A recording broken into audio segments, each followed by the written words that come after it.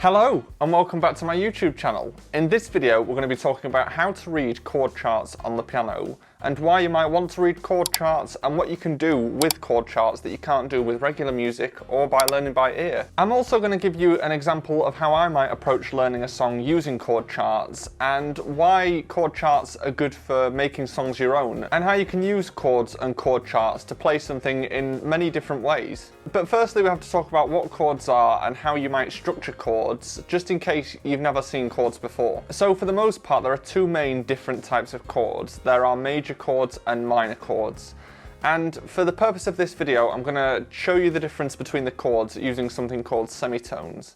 So all a semitone is the difference between two different keys on the piano, and this includes the black keys. So the distance between this note and this note is a semitone. So if I say a gap of 3 semitones, I would be saying this note and then 3 semitones and then this note. So this has a gap of 3 semitones in between those two notes. So when we talk about major chords, what we mean is a chord that consists of 3 different notes. We have the root note of the chord, then we have a gap of 3 semitones followed by a gap of 2 semitones. So from C, which is this note here, if we have a gap of 3 semitones, we have this note, and then a gap of 2 semitones, we have this note here.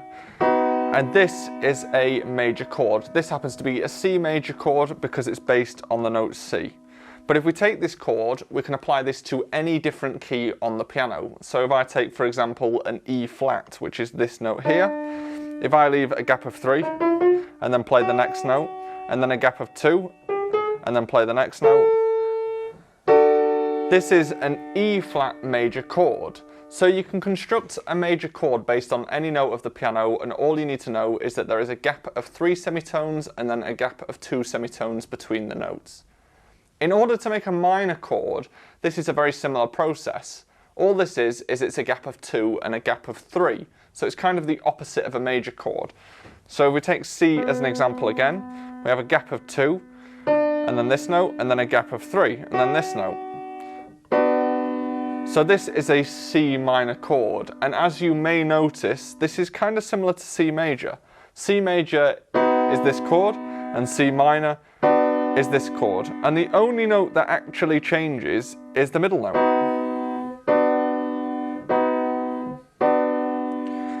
You also might notice that C major has a bit more of a happy sound, or it's a more positive sound, and C minor is darker or more sad.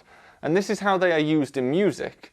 You usually have minor chords to represent the more negative emotions and major chords to represent the more happy or positive emotions. And that's what they do in this context. And when you're reading chord charts, you will see normal letters representing major chords and then an M next to a letter to represent a minor chord. For example, CM would mean C minor, and this is the chord you would play, C minor. So once you understand the difference between major and minor chords, we can start adding notes to these chords to find more chords. So for example, if we take a major 7 chord, all this means is that you're going to play a normal major chord, like so. This is C major, but this is note 1, 3 and 5 of a C scale. So we're going to add note 7 to this as well. And just because we don't want to have too much complication with learning scales and keys in this video, I do have other videos on that, so you're welcome to go and look at those. But I'm going to refer to a major 7 chord as having a gap of 3 above the 5th note as well. So we've got a gap of 3 and a gap of 2 to make that major chord, and then another gap of 3 to give you the 7th note as well. And this is what that sounds like.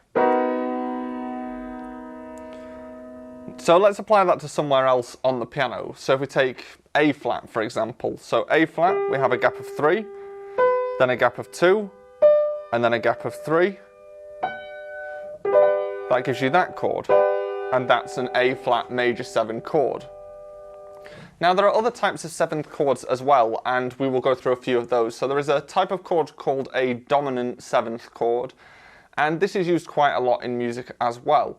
And the only difference between a major 7 chord and a dominant 7th chord is that the 7th that's added on top of the chord is actually a gap of 2 rather than a gap of 3. So if we go back to C major and use this as an example, we have a C major chord. The major 7 we had added this note here, Whereas a dominant seventh will add this note here instead, so you get this sound. So on top of a major seventh chord and a dominant seventh chord, we can also get something called a minor seventh chord. And this is where you take the minor chord, which was a gap of 2 semitones and a gap of 3 semitones, and you add 2 semitone gap with the note on top as well. And this gives you a minor seventh chord. Much more jazzy sound to that one. So now we have a major seventh chord, we have minor seventh chords, we have dominant seventh chords, we have regular major chords, we have minor chords. There is only one more chord that I want to talk about because they do come up quite frequently in chord charts, and that is something called a diminished seventh chord. Now this is perhaps the easiest one to remember because the gap between each of the notes is exactly the same, and that's a gap of 2. So if you play a C, and you want to play a C diminished seventh, you just play with a gap of 2 there, a gap of 2, and then a gap of 2. And that is a diminished seventh chord. And these chords do come up quite a lot in various different types of chord charts, so they're very useful to know. I realise that learning all these chords is quite complicated, and there is a lot more to it than me just reeling off a load of gaps between the notes to you, and you'll see this as you start learning more and more chords. You'll see familiar patterns, you'll start recognising these different types of chords, and more importantly you'll start recognising the different sounds that they have. So now that we know lots of different types of chords, we're going to actually apply this to a chord chart and a piece of music, and the one that I'm going to use for this video is a jazz standard called Autumn Leaves. So in chord charts you usually have the melody written out using a stave, so using normal notation, and then on top of that you have the different chords that are going to be used with that melody note. So in this particular case we have 2 flats in this piece of music, and they are B and E. So every time that we see a B or an E in this piece of music, we're going to flatten the notes so that they are B and E flat instead of B and E. So once we know that, we're just going to start reading through this melody line just so we have an idea of what the melody sounds like. So it's something like this.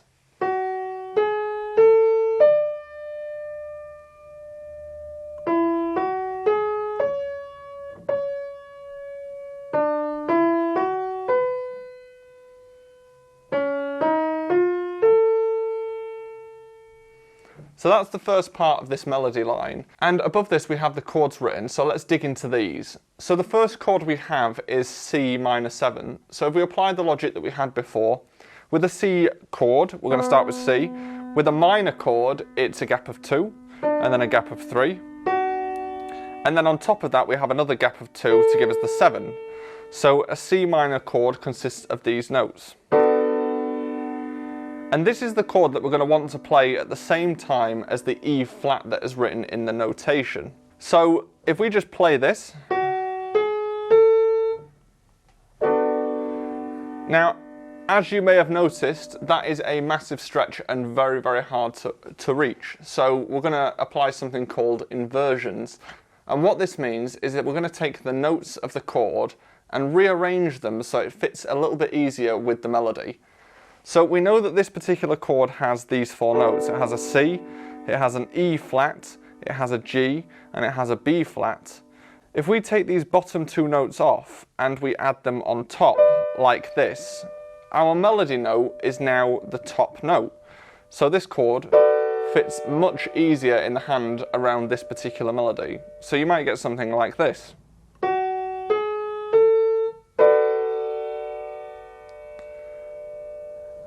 And then after that we have an F7 chord. Now normally, especially in jazz music, when you get F7, what that actually means is F dominant 7th. If it was a major 7th, it would say F major 7th or F maj 7. But in this case it's a dominant 7th. So what we're going to do is we're going to find an F major chord, which was a gap of 3 and then a gap of 2. And then we're going to add the gap of 2 on top to make it a dominant 7th chord. Now, fortunately, the melody note at the same time of this chord is the E flat, and we already have the E flat at the top of this chord, so we actually don't need to do anything else with that. That's fine. So if we just play what's written, C minor 7, and then F7, then we can add the rest of that melody. And then we come to B flat major 7.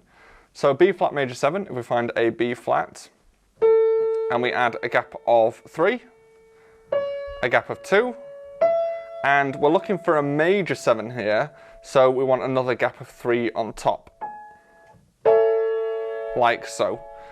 Now the melody note we have at this particular time is a D, which is this note here. So what we're going to do is we're going to take these top 2 notes off and we're going to put those on the bottom instead, like so.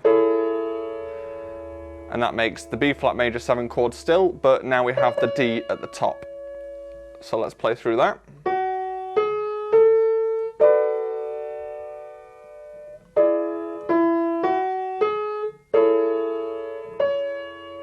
And then we have an E flat major 7 chord, so we apply the same logic. We've got an E flat, we're looking for a major chord, so we have a gap of 3, then a gap of 2. And we're looking for a major 7, so we have another gap of 3. And the same thing applies. Fortunately, we have a D in the melody at the top already, so in this particular case, that chord is absolutely fine. Now we come to a slightly odd chord because this is A minor 7 and then it says flat 5 in brackets. So what this means is that we're going to play an A minor 7 chord, but the 5th note of that scale is going to be flattened, which is the 3rd note in the chord. So I'll explain this. If we find an A and we just find a regular minor chord, we have a gap of 2 and then a gap of 3. And to find the 7th of a minor 7 chord, we have another gap of 2. Now, this is note 1, this is note 3, this is note 5, and this is note 7. So, we need to flatten the 5th note, which is this one here, to make it an E flat instead of an E. And this makes an A minor 7 flat 5 chord. Now, at the time, we have a C at the top, and we actually have a C here. So we take these 2 notes and put those on top, like so. This is the chord we're going to get, and that is an A minor 7 flat 5 chord with a C at the top. Now that sounds very, very complicated, but if you just go through this process and apply the same logic and break the chords down, you're looking for an A minor chord, then you're looking for the 7th, and then you're going to flatten the 5, and then you're going to rearrange the notes so that the melody fits nicer under the hand. This process will become second nature after a while. So I'll just play you what we have.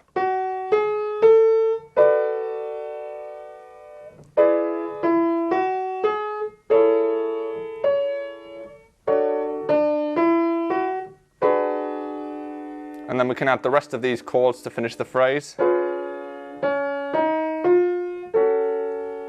And all I've done there is apply the same logic. We had a D7 chord, which is a D dominant 7th, D major with a flat 7, and G minor chord, but I rearranged it so that the B flat, which is in the melody at the time, is at the top. Now on top of this, we can now add the left hand, and all the left hand needs to do is play the bass note of the name of the chord. So for a C chord, you're going to play a C. For an F chord, you're going to play an F. For a B flat, you're going to play a B flat, and so on. So if I now add this in,